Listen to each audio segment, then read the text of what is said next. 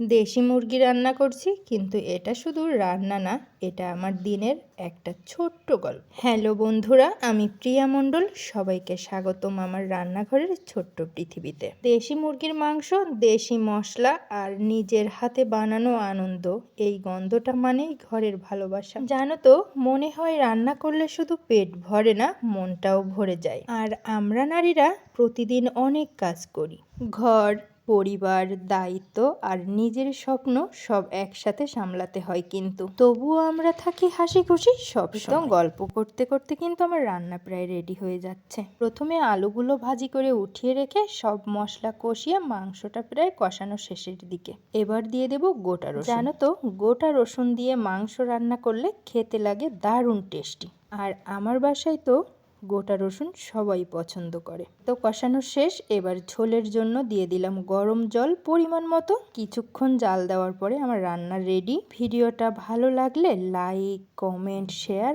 আর follow করতে ভুলবেন না। ধন্যবাদ সবাইকে।